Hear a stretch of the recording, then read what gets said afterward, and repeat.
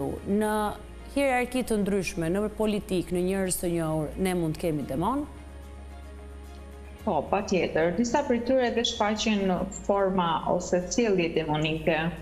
Dhe këto jo vetëm në politikë, por edhe në art, në Hollywood, në çfarë do lloj forme ose ekzistence njerëzore. Kemi emra?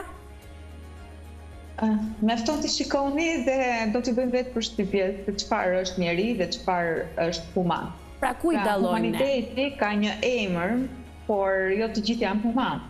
Mund t'i dalloni të syt, te gjërat që bëjnë që nuk perceptojnë njësoj si njerëzit, pra vibrojnë gjithmonë në frekuenca shumë të ulta, kanë gjithmonë tendenca negative dhe gjithmonë ushqehen nëpërmjet negativitetit ose emocioneve negative që mund të shkaktojnë të tjerët dhe që i prodhojnë vetë.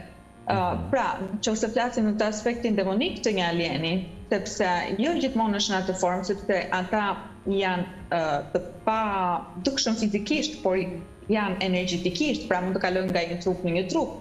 Nuk është domosdoshmërisht që dikush posedohet dhe nuk ka më shanse të shpëtojë, ose ka disa momente ku njeriu bëhet i aksesueshëm për forma ose entitete të tjera. Qofshin këto demonike apo angjëllore, apo në xhind, apo çfarëdo lloj forme që kemi mësuar të dëgjojmë.